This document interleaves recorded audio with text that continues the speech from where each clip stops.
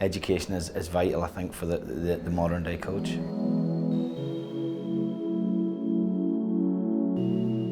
Michael O'Neill, Northern Ireland international manager. There's no substitute for just being in the job and having to deal with it. There's no way to come into the job and have it. I think maybe you have it inherently in your nature, perhaps. But you know, when I came into the Northern Ireland job, it was very difficult. I took over a team that was in a very low point. Had, I think, won 2 games in the previous 22 games.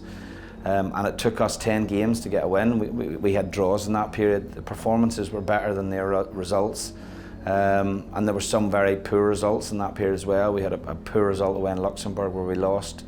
We had a poor result in Azerbaijan where we lost, where people perceived that they were nations that we should beat, and they are nations that we should beat, but equally, you know, we had a group of players that was in a difficult place, and we had to transition that. We had to get them back to feeling positive about themselves, and equally we had to bring new players into the group as well. So that was very challenging for me individually, because one of the things I don't have is I have no full-time staff. So it's not like a club where when you're going through a bad patch, you come in and you're sitting with your staff on the Monday morning and you can talk through the game at the weekend if it's been a disappointment. You're pretty much on your own all the time, and that was, I think that's probably helped me build resilience. But I also think the most important thing is to keep it in perspective as well. One of the things I've always done, and just to bring me back down, is when we came back after an international break and perhaps the results hadn't gone as I wanted, the first thing I'd do would be like I'd take my kids to school the next day, and it just brings you back into, I think, gives you a bit of clarity and makes you think, well, like, it is only football at the end of the day. Try not to read the media is another thing. Certainly don't read the forums and that type of thing. Social media is something that I stay away from. But the resilience comes over time as well, and you learn to deal with the disappointments and you move forward. And the most important thing is to be true to yourself and make sure when you look back you've done the best job you could. And even if I had left the Northern Ireland job after 2 years, I would have felt that, because I did everything possible to try and get results, and it was only after that 2 years that they started to turn, and we've had 4 very good years subsequently. I think the biggest challenge is the time frame, in terms of, you're bringing players, some occasions you may be bringing them from 20 clubs, you're bringing them in to prepare them. Sometimes with the way UEFA and FIFA have rescheduled qualifiers, they start on a Thursday and finish on a Tuesday, so sometimes you don't even get 3 days. Like we had 3 days to prepare for a World Cup playoff game against Switzerland. Some of our players were playing on the Sunday, and that's the massive challenge in terms of getting you how you want to play in that time frame. Getting your players in, fit, recovered in that time frame is a huge challenge as well. And I think that the management of the players is different. At the end of the day, international football is a choice, so if you manage the players in a way that they feel is inappropriate, or they don't enjoy that style of management, they may decide that they don't want to play. And when you're a small nation like us, we can't afford for players to make those decisions. So it is a very challenging, and I speak regularly with the other international managers, and Gareth Southgate's challenges are similar to mine, really, in terms of he has the same challenges, greater expectation than we have, but obviously greater resource as well. So, but I think we all have similar issues. But for me, the big thing would be the man management aspect of it, and obviously the time scale in terms of the preparation of the team. We have a very small number of staff. Like, we wouldn't have anywhere near, for example, what England would have at underage. We have, Ian Barraclough's our under-21 manager, Stephen Frail is our 17s and 19s manager. Jim Magilton's like our head of player development and based in Northern Ireland. But we run a system to develop our own players from like 13 years of age. Try to get as many into the professional game as possible. But that group works very strong. We have a head of recruitment, Andy Cousins, as well. And that's essentially our team of 4 to 5 people. And it's not about, we all play the same system or anything like that. It's more about trying to develop the quality of the player that we have, also to find players who are eligible for us as well. And then on top of that, like my role in the IFA as Chief Football Officer, then I deal with people who work in grassroots.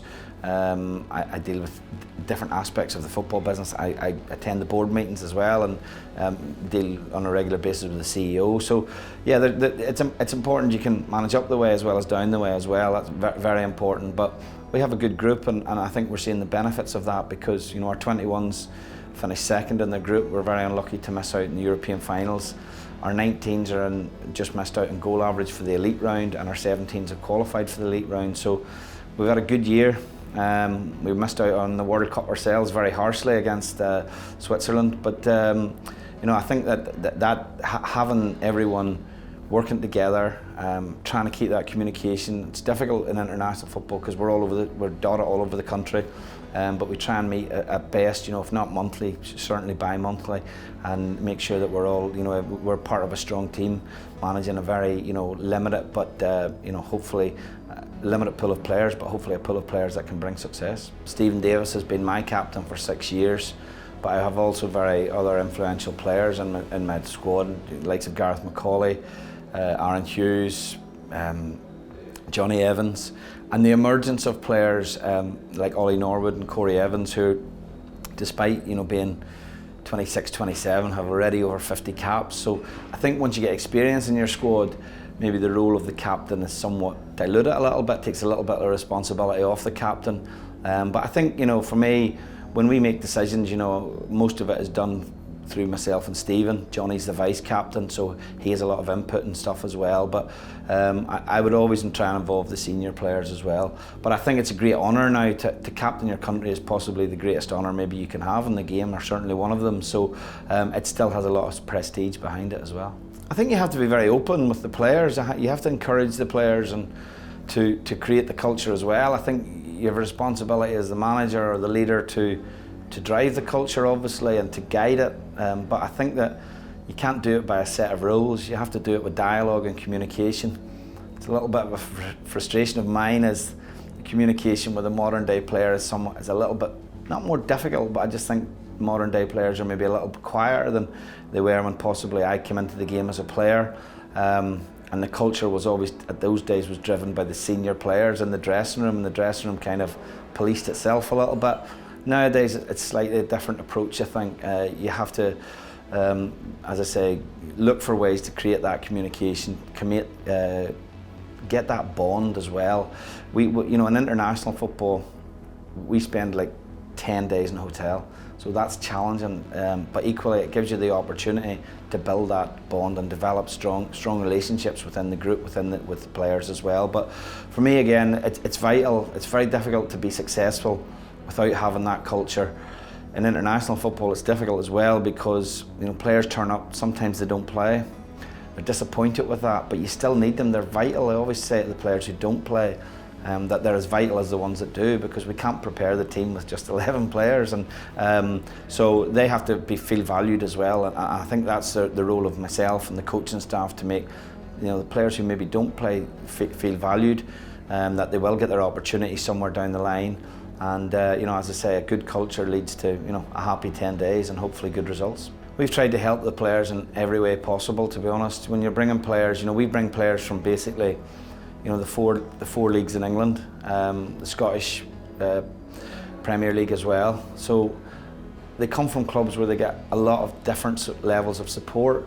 We've had lads, and some of our younger lads have come in and they've needed from us some like nutritional support, some psychology support.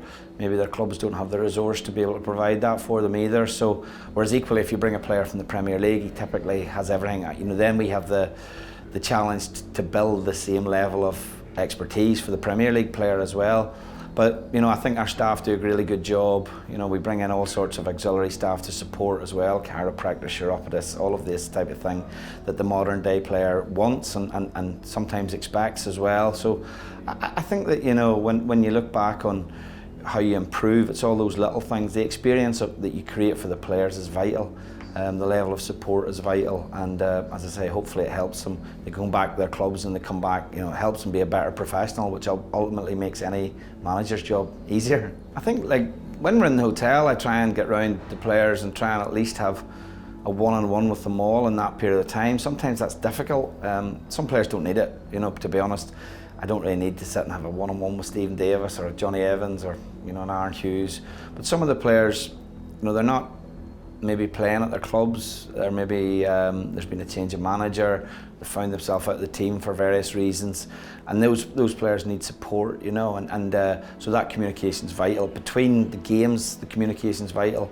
It's important that the players know that you're watching them, so whether it's just a WhatsApp message or a text to say, listen, so you started today, scored, just a little message to let you know that when, you know, you're aware that when they've done things well. And equally, sometimes when players are left out of the team, you know, they need that level bit of support to know that you're thinking about them as well. And I think, you know, communication now is it's very difficult to manage at the top level and not be a strong communicator, and it's something that I think something for the managers that come through of this generation, that will possibly be one of their biggest challenges, because this generation don't communicate in the same way that we maybe did, you know, going back a number of years when I played. So it's going to be interesting to see that. But I do think, like, as I say, we talked about culture and we talked about how we build that culture, and you can't do that without communication. It's vital, really. Now I think that football has changed dramatically in recent years in particular, and will continue to change. And beforehand, you know, you could possibly go from getting a job in coaching off your playing career.